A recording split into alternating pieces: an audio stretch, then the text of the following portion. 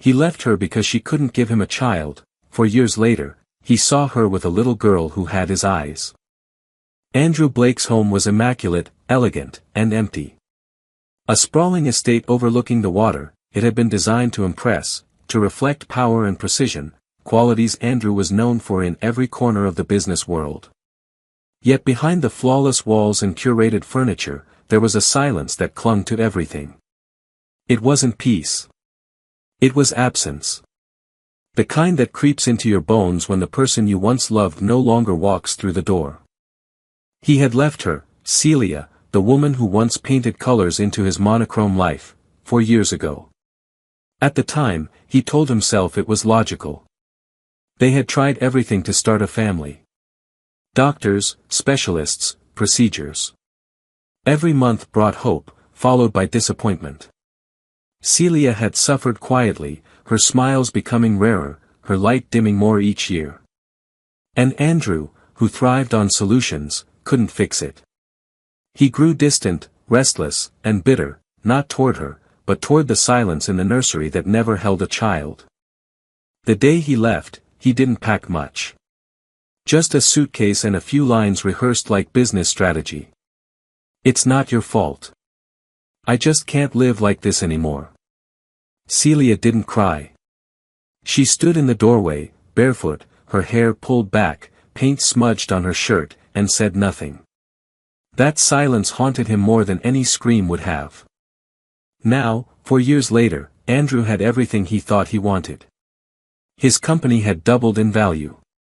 He was on the cover of magazines, had dined with politicians, and had just bought a new penthouse in Manhattan.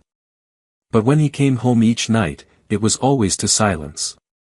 Not even the city below could drown it out.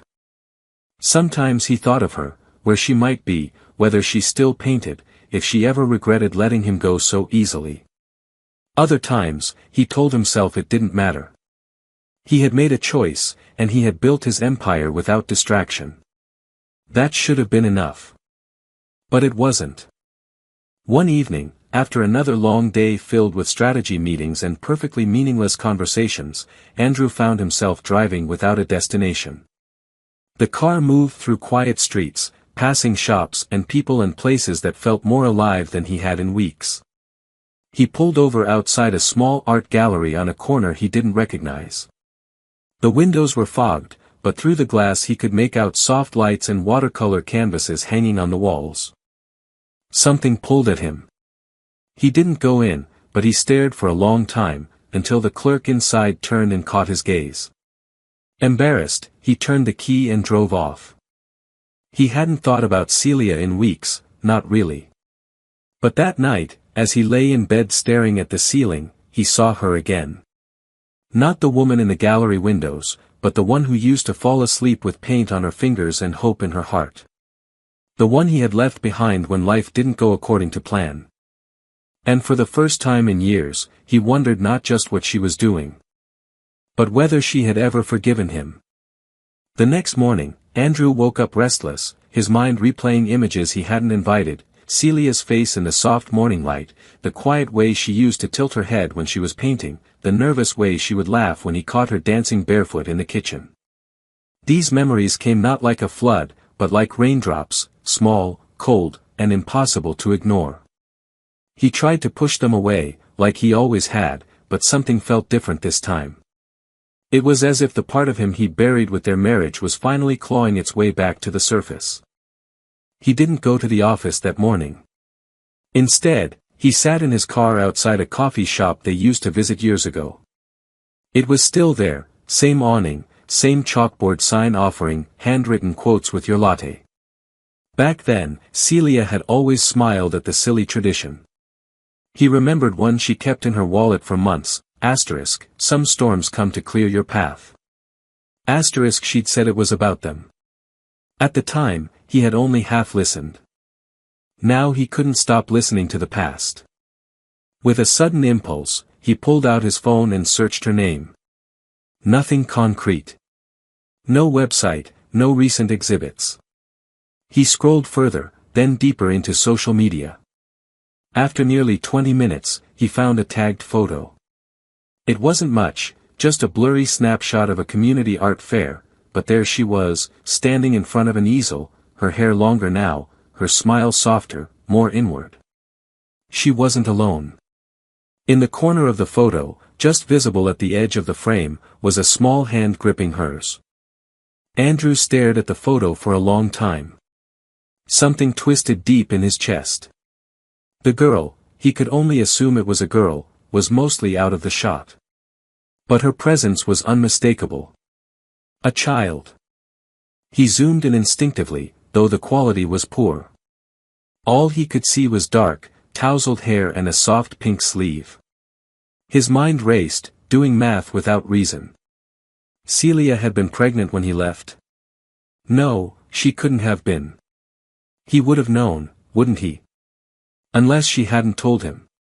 Unless she'd found out after. Unless. He shut off the screen. This was ridiculous. It wasn't his business anymore. He had made his choice, and Celia had moved on. But the image refused to leave him. All day, he tried to bury it under emails and phone calls, under numbers and meetings and empty conversation. But none of it worked. For the first time in years, his focus fractured. By evening, he gave up pretending. He drove. He didn't know her new address. But the art fair in the photo had a location tag, a community center on the other side of town. He told himself he was just curious. That he wanted to see if she was okay. He didn't plan to talk to her. He just wanted something. A glimpse. Closure. The neighborhood was older, quieter. Not the kind of place he would have pictured her ending up, but somehow it felt fitting, charming, lived in, human. He parked across from the small building and waited. The sun had already started to fall behind the trees, casting long, sleepy shadows across the sidewalk. People came and went. A group of kids rode past on scooters. A couple with a stroller passed by, laughing softly. And then he saw her. She walked out of the community center, holding a small child on her hip. Andrew froze. It wasn't a guess anymore. The girl had her hair. Thick, dark, soft curls that framed her face like a halo. But it was the eyes that made his breath catch. Wide, brilliant blue. His eyes. Celia looked tired, but peaceful.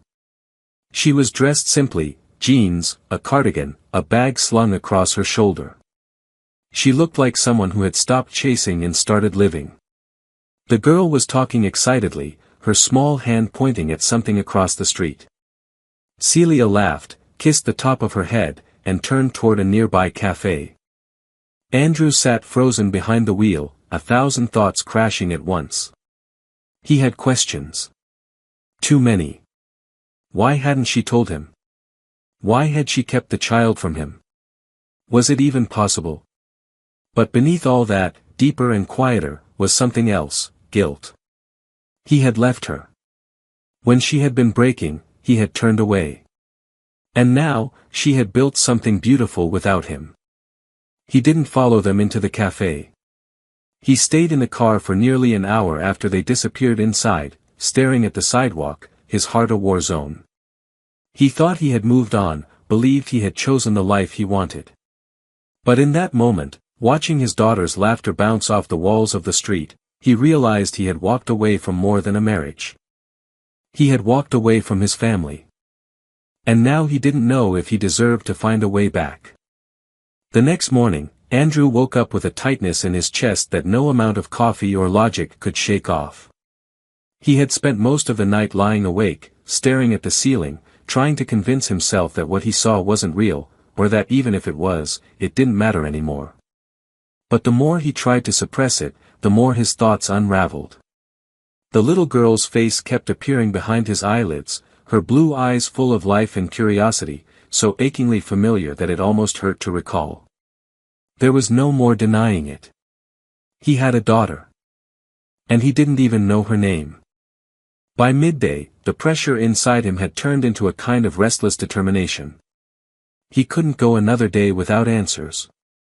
Not out of entitlement, but because the weight of silence was unbearable. He had never been a man to avoid confrontation, and now that the confrontation involved his own flesh and blood, retreat was no longer an option. He called in sick for the first time in over a decade. He didn't have a plan, but he drove back to the same neighborhood, hoping for another chance. He parked outside the cafe and waited, watching the sidewalk like a man waiting for a miracle to repeat itself. Hours passed. People came and went. At one point he got out of the car, walked into the cafe, and ordered something just to blend in. He didn't ask about her. He couldn't bring himself to say her name aloud. Not yet. Late afternoon finally brought movement. Celia appeared again, this time walking alone with the little girl holding her hand. The child was skipping, humming something softly, her energy bounding ahead while Celia followed calmly. Andrew stepped out of the cafe, his heart pounding so loudly it felt like thunder inside his chest. He didn't know how to do this gently, so he did the only thing he could, he walked toward them. Celia saw him before he spoke. Her body stilled. Her hand instinctively tightened around the little girl's, and for a split second, she looked like she might run. But she didn't. Her eyes met his, steady and unreadable. Celia, he said, the name catching on his throat like a memory he hadn't spoken in years.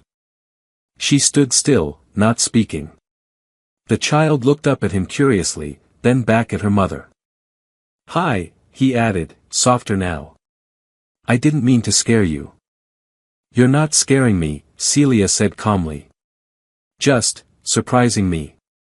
There was a silence between them that stretched like fabric pulled too tight. I saw you yesterday, Andrew admitted. I didn't know you lived around here. I didn't know about her. At that, Celia's eyes darkened slightly, her expression tensing. You didn't want to know.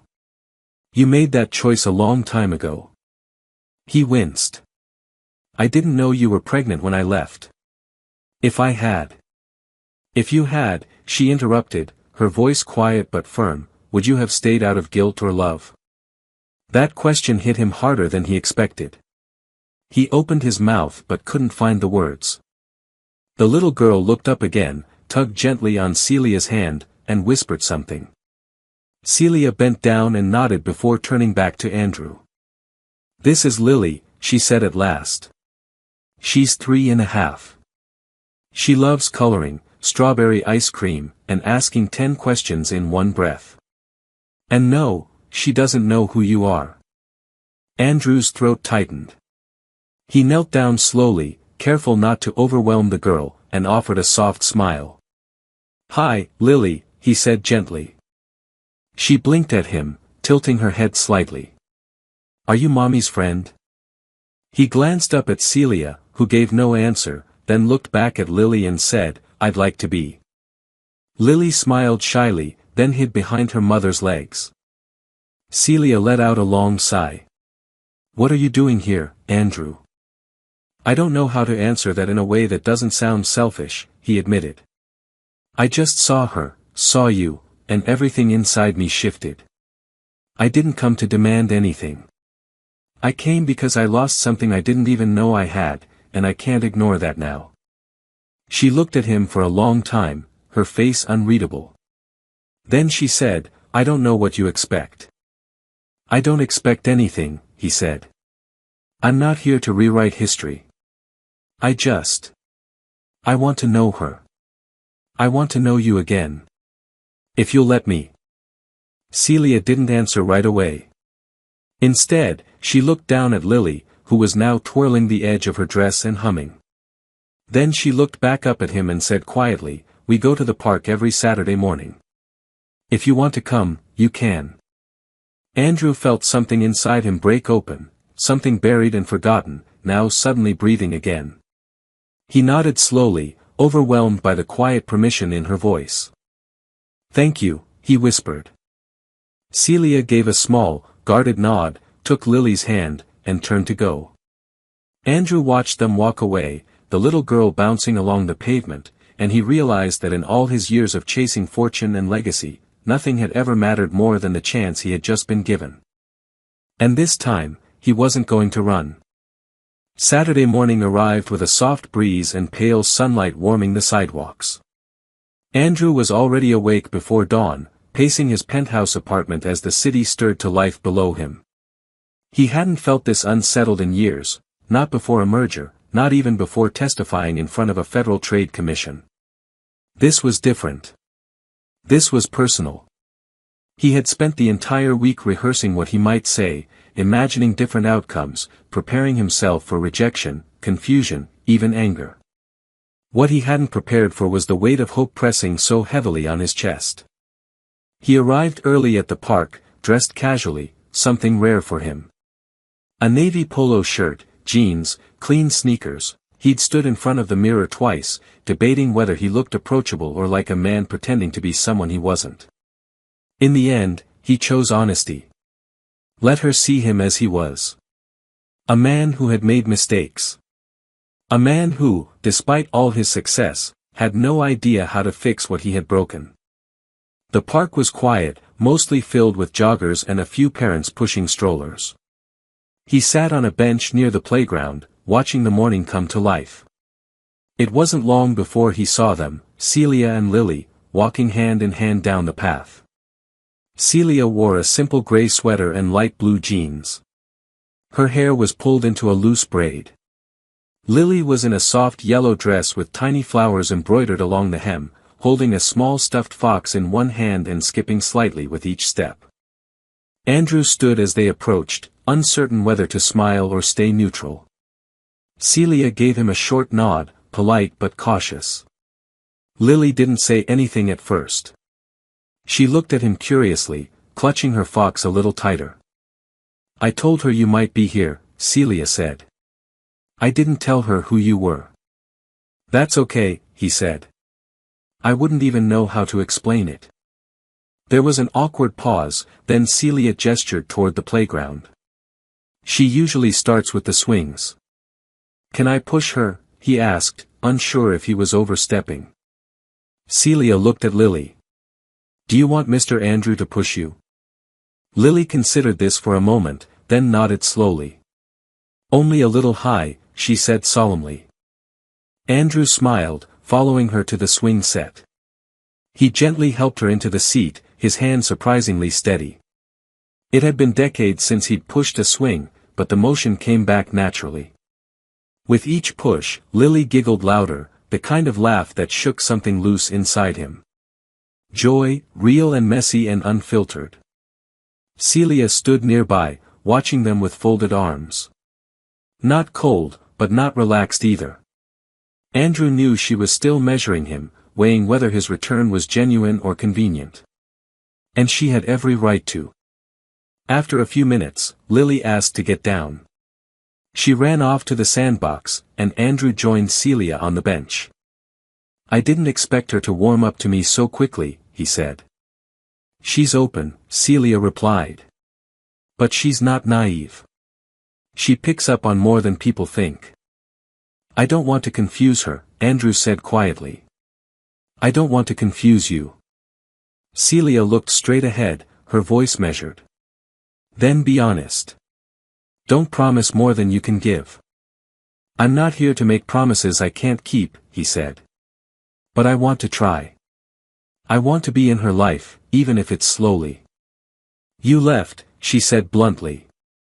"You left me when everything was falling apart. And I carried all of it, alone. I was scared out of my mind. I almost didn't keep her." Those words hit harder than he anticipated. He turned toward her, eyes wide with shock. "I'm not proud of that thought," Celia continued. "But it's the truth. I was grieving the marriage, grieving what I thought was a broken body, and then suddenly I had a life growing inside me and no one to share it with." "I didn't know," Andrew whispered. "No," she said softly, "you didn't. And I didn't tell you because I didn't want you to come back out of obligation. I wanted to protect her from a father who didn't know if he wanted to be one." Andrew stared at the ground, shame curling in his stomach like smoke. "I wish I had stayed. I wish I had seen it through." Celia nodded, not unkindly. But you didn't. And I had to build something from that. I had to become someone new. So if you want to be in her life now, it has to be as the man you are today, not the one you were. He nodded slowly, understanding more in that moment than he had in years of therapy and boardroom self-reflection. I can do that. Or at least, I want to learn how. Celia turned to look at him, her eyes softer now. Then we'll start small. He looked over at Lily, who was now building a castle out of sand, her brow furrowed in determination. He couldn't believe he had missed so much. But he was here now. And for the first time in a very long time, Andrew Blake didn't feel like a man chasing a legacy. He felt like a father trying to earn a place in the world he never knew he'd wanted. As the morning unfolded, Lily came back to show them her castle, and Andrew crouched down beside her, genuinely impressed. Celia watched the two of them interact, careful, gentle, and almost familiar. She couldn't decide if it filled her with comfort or fear. Maybe both. But she knew one thing, something had shifted. And she wasn't ready to trust again, not yet, but she wasn't walking away either. The weeks that followed became a quiet rhythm Andrew hadn't known he needed. Every Saturday, without fail, he showed up to the park before Celia and Lily arrived. Sometimes he brought books for Lily, sometimes a coloring set, and once he even brought a tiny kite shaped like a fox after remembering the stuffed animal she always carried. Celia noticed the small efforts. She didn't comment, but she watched him closely, testing whether this consistency was just a phase, a performance, or something real. So far, it seemed real. And for Lily, it became something she looked forward to, something she trusted. She no longer hid behind her mother's legs when Andrew approached. Instead, she often ran up to him with stories of her week, proud drawings, or a new question about something completely random, why clouds were soft, or where turtles sleep at night. One Saturday, the air turned cooler, and the leaves had begun to change. Celia brought a blanket and a thermos of tea for them to share while Lily ran between piles of leaves, collecting the brightest ones to press in her notebook. Andrew sat beside Celia on the blanket, trying not to let the closeness make him say something premature. He knew this new phase between them was delicate. As they watched Lily balance on a fallen log, arms stretched like wings, Andrew finally asked something that had been circling in his mind since the day he met her. "What does she know about me?" he asked, careful not to let his voice shake. Celia hesitated, keeping her eyes on their daughter. "She knows that her dad left before she was born. That he didn't know she existed. She knows that I raised her alone, but that she was never unloved. And now, she knows that someone named Andrew is starting to become important in her life." He nodded, swallowing the weight of it. "Have you thought about telling her more?" "I've thought about everything," Celia said, and there was a tired truth in her voice that made him ache. "I thought about what it would do to her if you came and went. I thought about whether you'd confuse her. I even thought about lying and saying you were a family friend who moved away. But none of that seemed right. So now I'm just taking it one day at a time. Watching you. Watching her. Trying to figure out if this is something that's going to last." Andrew turned to look at her, his voice low. "I'm not going anywhere." She gave him a long, searching look. "You said that once before, remember?" "I do," he said honestly. "And I broke that promise. But I'm not that man anymore. I didn't know what it meant to stay then. I thought love was about perfection, and when things got hard, I thought leaving meant strength. I was wrong." There was a pause, the kind filled with years of unsaid things. Lily ran over, interrupting them, her cheeks red from the wind and her hands full of leaves. She dropped them on the blanket with a proud smile. "I'm gonna make a tree book," she declared. "One page for each kind." Andrew grinned and helped her sort through them. "That's a great idea. You'll be a leaf scientist." "No," she giggled, "a leaf queen." Celia laughed too, watching the exchange with a strange sense of calm. It had been so long since she'd seen Lily this open with anyone outside of her. Later that day, as they were packing up to leave, Lily suddenly turned to Andrew and asked, "Can I tell my friends you're my friend too?" Andrew crouched down to meet her eyes. "You can tell them I'm your friend," he said carefully, "and maybe one day, we'll be even more than that." Lily seemed to consider this deeply, then nodded and reached up to hug him without warning. It was small, quick, but it felt like the ground shifted beneath his feet. On the drive home, Celia didn't say much, but before he turned to go back to his car, she said softly, "If you really mean to stay, you need to start building something with her. Not just on Saturdays. She needs more than promises." Andrew looked at her, almost afraid to be hopeful. "Would you let me come by during the week? Help with dinner? Homework? Bedtime stories?" Celia didn't answer right away. But then she nodded slowly. "You can try." And that single word, try, meant more than any yes he had ever heard. Because it wasn't forgiveness, not yet. But it was the beginning of trust. And trust, Andrew realized, was worth everything he had to give. By the time October settled in, the evenings arrived sooner, and the air held a constant crispness that hinted at winter's approach. Andrew had slowly become a fixture in Celia and Lily's routine, like a bookend to their days, never overwhelming, never forcing himself in, just present in small and meaningful ways. He would stop by twice during the week, once for dinner and once just to help Lily with her bedtime routine. It wasn't always smooth. Sometimes Lily was tired and cranky, sometimes she ignored him altogether. But then there were moments, quiet, rare, powerful, where she reached for his hand during a bedtime story or asked him to stay a little longer. And every time she did, something inside Andrew shifted further into place. Celia, too, began to relax, though she never said as much out loud. The first few visits had been cautious, almost clinical. She set boundaries. She stayed in the room when he read to Lily. She reminded him gently not to promise anything he couldn't keep. But as the weeks passed, she stopped hovering. She'd step away to the kitchen while he helped Lily brush her teeth. She let him carry Lily to bed when she fell asleep on the couch. And once, without realizing it, she let him wash the dishes while she sat quietly at the table, watching the steam rise from her tea. It was during one of those evenings that something unexpected happened. Lily had gone to bed early after a long day at preschool, and Celia and Andrew found themselves alone in the living room. There was soft jazz playing from an old speaker in the corner, and the lamps cast warm pools of light across the shelves and old wooden floor.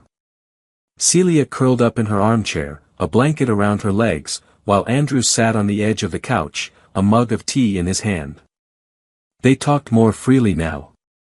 Not just about Lily, but about everything, her paintings, the classes she'd taken over the years, the small gallery that had once featured her work. He listened, really listened, in a way he never had before. Back then, he had always been distracted by a meeting, an email, some crisis that felt more urgent than what was right in front of him. Now, he found himself hanging on to every word she spoke, quietly stunned by how much he had missed, about her, about the life they might have had. After a lull in the conversation, Celia looked at him with an intensity that made his chest tighten. "Why now?" she asked. "After all this time. What changed?" Andrew took a long breath. I finally stopped running from everything I didn't want to face. I kept myself so busy building things, growing the company, chasing success, because I thought that would fill the space. But it didn't. I was always empty. Always angry. But then I saw you. And her. And everything inside me cracked open. Celia didn't speak for a while. She just watched him, her fingers lightly tracing the rim of her cup. "You weren't the only one who broke," she said eventually. "But I didn't have the luxury of running. I had to grow up all at once. I was terrified. But Lily made me brave." He nodded. "She's making me brave too." There was a kind of silence between them then, not awkward, but heavy with something unspoken. It was the weight of grief, of time lost, of paths that should have gone differently but somehow still led them here. Eventually, Celia stood and gathered her cup. "I'm glad she has you now," she said simply. "I never wanted to keep her from you. I just didn't know if you were someone I could trust with her heart." "I didn't know either," Andrew said quietly. That night, he left later than usual. When he reached the front door, he turned back to her and hesitated. "Can I ask you something?" She looked up. "Of course. Do you think I'll ever be forgiven?" Celia's expression softened, but there was no easy answer in her eyes. "Forgiveness isn't a door, Andrew. It's a hallway. You've started walking through it. That matters." The next morning, Andrew woke to a text from Celia. It was a photo of Lily, still in her pajamas, holding up a drawing she'd made. The picture was simple, 3 stick figures standing under a tree. One had brown hair, one had blue eyes, and in the middle, a little girl with a bright yellow dress and a crooked smile. Underneath, written in large, uneven letters, were the words, "My family." He stared at the photo for a long time, the corners of his mouth lifting into a smile that reached all the way to the part of him that had once gone numb. He had a long way to go. But for the first time, he knew exactly where he was headed. It was early November when things began to shift in a way Andrew hadn't expected. The days were shorter now, darkness falling quickly in the late afternoons, and with it came a certain stillness that seemed to settle into their lives like a gentle hush.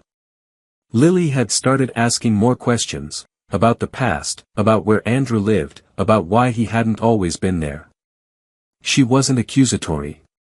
She was simply curious, as only a child could be, sensing that something about her world had changed and wanting to make sense of it. Andrew did his best to answer honestly without giving her more than she could carry. He told her that sometimes grown-ups made mistakes, and that the biggest mistake he ever made was not knowing about her sooner. He told her that he had missed a lot of her life, but that he wanted to be there for every moment he could from now on. Lily listened carefully, her small face serious, and then, after a pause, she had asked if he would come to her school's family day. He had said yes immediately, without hesitation. The event wasn't grand, just a morning of classroom activities, songs, and crafts where parents or guardians came in to spend time with the children. But for Andrew, it might as well have been a summit with world leaders.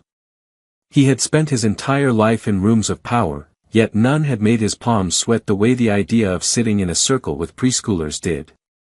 Still, he showed up early, carrying a tray of homemade cookies he had barely managed to bake the night before after watching 3 YouTube tutorials and nearly setting off his apartment's smoke alarm. Lily was already in the classroom when he arrived, wearing a pale blue dress and her favorite sneakers with stars on the sides. She ran up to him, arms outstretched, and hugged him without hesitation. Celia was there too, standing off to the side, watching with a quiet smile that said more than words ever could. She hadn't told him he had to come. She hadn't even reminded him the night before.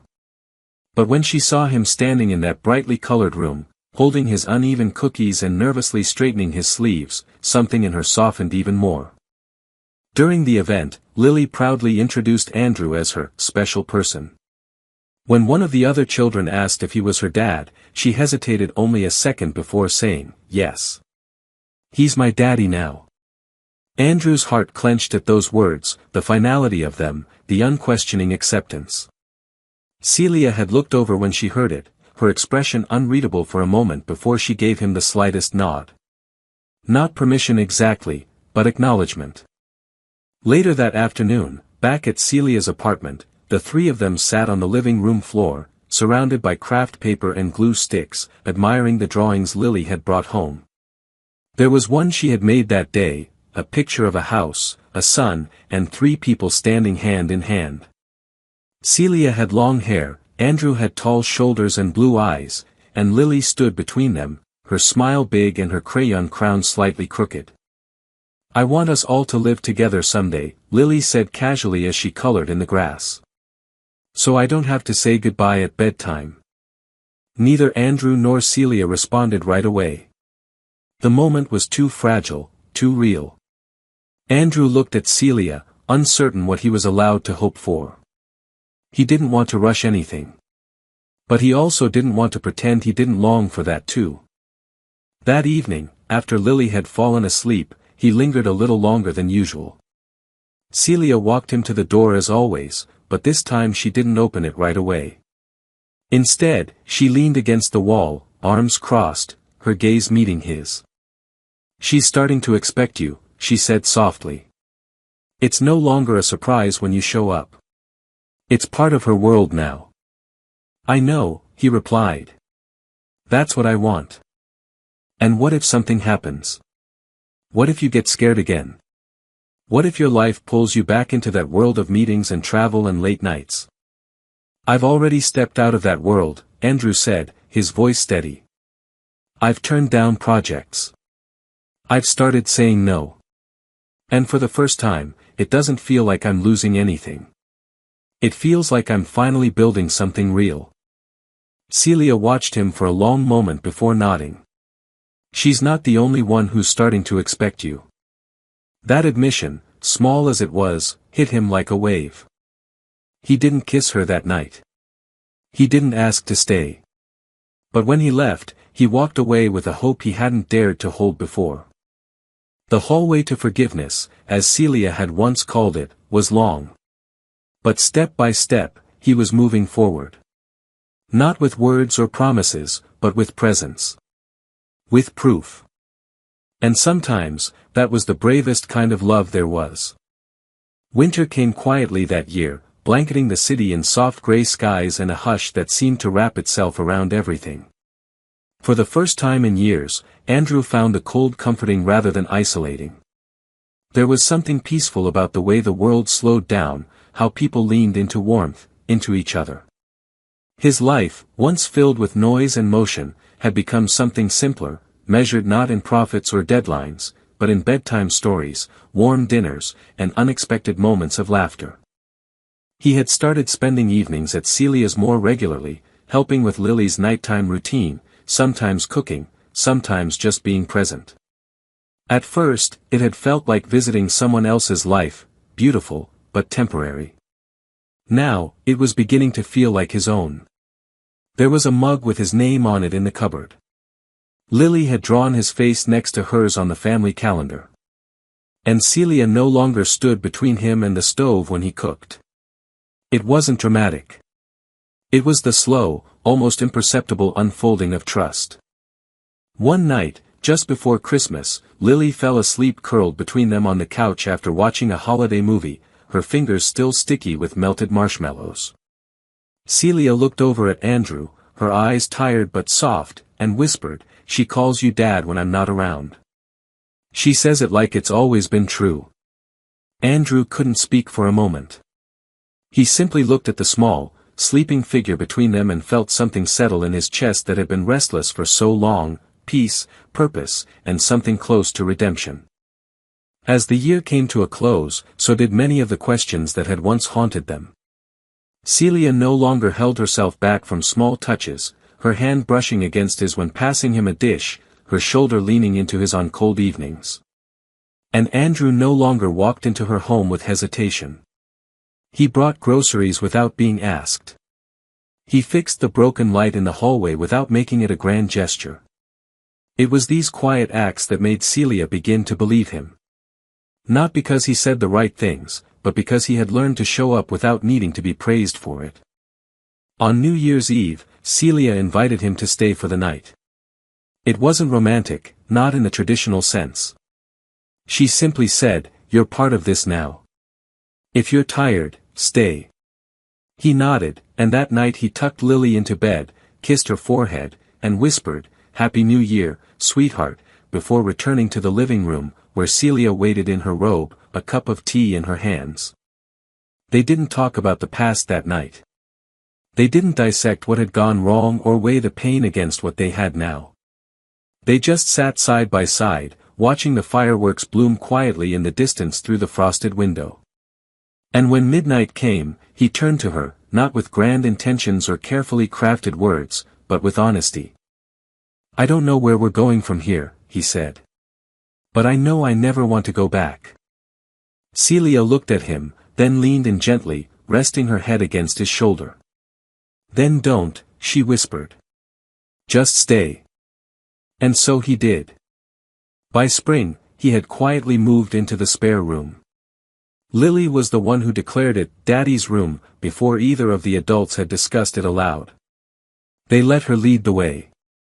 That was how it had always been, letting the little girl who had unknowingly saved them both be the compass that brought them home. There were no proposals, no fairy tale endings wrapped in bows. Just days filled with small promises kept, routines shared, and a love that grew not from perfection, but from presence. Andrew had once believed legacy was built in boardrooms, in towers that bore his name. Now he knew it was in moments like this, teaching Lily how to ride a bike, folding Celia's paint-stained apron over the back of a chair, eating pancakes on lazy Sunday mornings. He hadn't just been forgiven.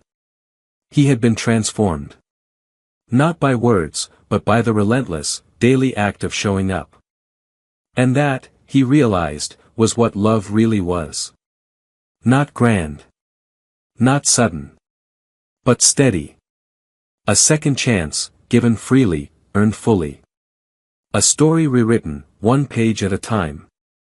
As the author of this story, I see the ending not as a happily ever after in the traditional sense, but as something deeper and more honest, a redemption that was earned slowly, quietly, through humility and presence. Andrew didn't win Celia and Lily back with grand gestures or flawless apologies. He rebuilt trust one small, consistent action at a time. That, to me, is far more powerful than any dramatic twist or perfect romance. This ending matters because it reflects real life, messy, painful, often uncertain, but full of hope when people choose to grow. Forgiveness isn't magic, it's a process. And love, at its most meaningful, is shown in how we stay, not in how we return. That's the heart of this story.